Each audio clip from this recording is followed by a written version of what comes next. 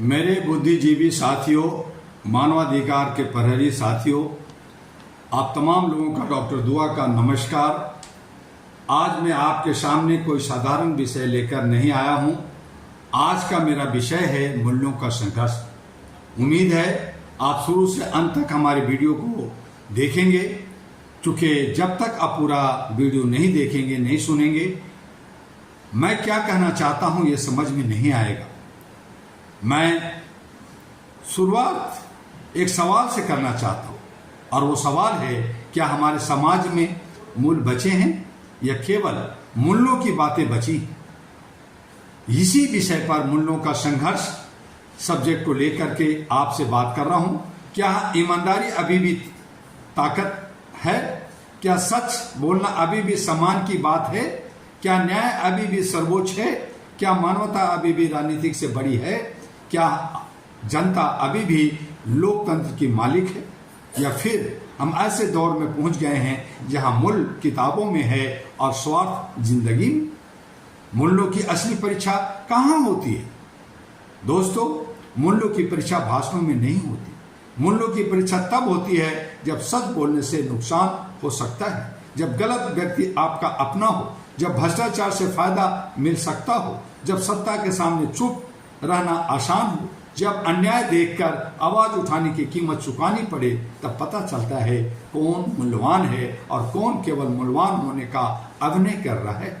आज हमें अपने आप से पूछना होगा, क्या हम सुविधा के नागरिक हैं या सिद्धांत के नागरिक हैं? क्योंकि सुविधा बदलते ही सिद्धांत बदल जाए तो वह सिद्धांत नहीं होता, सौदा होता है।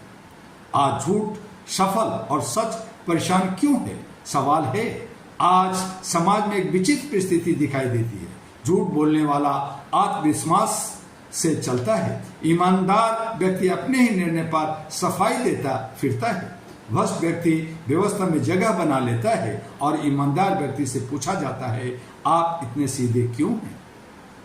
यह प्रश्न केवल व्यक्ति से नहीं है, यह हमारे पूरे सामाजिक चरित्र पर प्रश्न चिन्ह है। यदि बेईमानी को सफलता और ईमानदारी को मूर्खता समझा जाने लगे तो दोष केवल बेईमान व्यक्ति का नहीं है, दोष उस व्यवस्था का भी है जो बेईमानी को पुरस्कार दे रही है।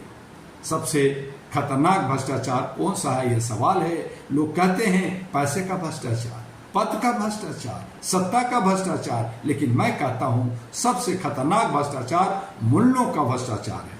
जब व्यक्ति अपने सिद्धांत बेच देता है, जब संस्था अपने उद्देश्यों से समझौता कर लेती है, जब जनप्रतिनिधि जनता से किए वादे भूल जाता है, जब न्याय सुविधा के हिसाब से देखा जाने लगे, जब सच और झूठ का निर्णय ताकत के आधार पर होने लगे, तब समझ जाइए कि भ्रष्टाचार केवल व्यवस्था में नहीं है, भ्रष्टाचार सोच में प्रवेश कर चुका है।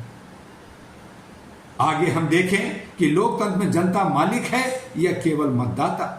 आज एक और बड़ा सवाल पैदा हो गया। चुनाव के समय जनता महत्वपूर्ण हो जाती है, दरवाजे खुल जाते हैं, हाथ जोड़े जाते हैं, वादे शुरू हो जाते हैं, लेकिन चुनाव के बाद क्या वही जनता फिर उतनी ही महत्वपूर्ण रहती है? यदि जनता सवाल पूछे तो असुविधा क्यों? यदि नागरिक जवाबदेही मांगे तो विरोध क्यों? यदि युवा अपने भविष्य के बारे में प्रश्न करे तो उसे समस्या क्यों माना जाए? मैं स्पष्ट कहना चाहता हूं, लोकतंत्र में सवाल पूछने वाला नागरिक दुश्मन नहीं होता, वह लोकतंत्र का प्रहरी होता है। प्रश्न लोकतंत्र की कमजोरी नहीं, उसकी ताकत है। सत्ता सेवा है या विशेषाधिकार, ये भी सवाल है। राजनीति का मूल अर्थ जनता की सेवा होना चाहिए, लेकिन जब सेवा का स्थान सत्ता ले ले और सत्ता का स्थान अहंकार ले ले तो लोकतंत्र का चरित्र बदलने लगता है। जनप्रतिनिधि को याद रखना होगा, कुर्सी अस्थायी नहीं है, पद अस्थायी नहीं है, सत्ता अस्थायी नहीं है, लेकिन जनता की स्मृति बहुत लंबी होती है। इतिहास हर निर्णय का हिसाब रखता है। इसलिए सवाल यह नहीं है कि आज आपके पास कितनी शक्ति है, सवाल यह है उस शक्ति का इस्तेमाल आपने किसके लिए किया है।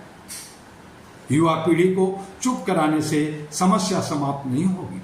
मेरे युवा साथियों, आपके सामने सबसे बड़ा प्रश्न केवल रोजगार का नहीं है, यह प्रश्न आपके भविष्य का है। आप प्रश्न पूछना चाहते हैं, हमारा भविष्य कैसा होगा, हमारे अवसर कहाँ है, हमारी शिक्षा कैसी होगी, हमारे अधिकार सुरक्षित है या नहीं, हमारी आवाज सुनी जाएगी या नहीं, इन सवालों को दबाया नहीं जाना चाहिए। युवा ऊर्जा को दिशा चाहिए, दमन नहीं। युवा को अवसर चाहिए, उपदेश नहीं। युवा को संवाद चाहिए, दीवार नहीं। और सबसे महत्वपूर्ण, युवा को विश्वास चाहिए कि व्यवस्था उसके साथ है। मानवाधिकार केवल किताबों का विषय नहीं। All India Human Rights Association अहरा ग्लोबल की सोच इसी बिंदु पर स्पष्ट है कि मानवाधिकार का अर्थ केवल बड़े बड़े अंतर्राष्ट्रीय मंचों पर भाषण देना नहीं है। मानवाधिकार का अर्थ है गरीब की गरिमा, महिला की सुरक्षा, बच्चे का भविष्य, विद्यार्थी का अवसर, श्रमिक का सम्मान, कमजोर व्यक्ति को न्याय और प्रत्येक नागरिक को अपनी बात कहने का अधिकार। मानवाधिकार किसी सरकार की कृपा नहीं है, वे मानव गरिमा से जुड़े मूल अधिकार है। और यही कारण है कि All India Human Rights Association अहरा मानवाधिकार को किसी एक व्यक्ति, दल या सत्ता के विरुद्ध अभियान नहीं मानता। अहरा यानी all India Human Rights association का संघर्ष है अन्याय के विरुद्ध, मानव गरिमा के पक्ष में। All India Human Rights Association अहरा का संदेश मानवता पहले। अहरा का संदेश बिल्कुल स्पष्ट है, ह्यूमैनिटी फर्स्ट, मानवता पहले, सत्ता बाद में, पद बाद में, राजनीतिक हित बाद में, व्यक्तिगत स्वार्थ बाद में।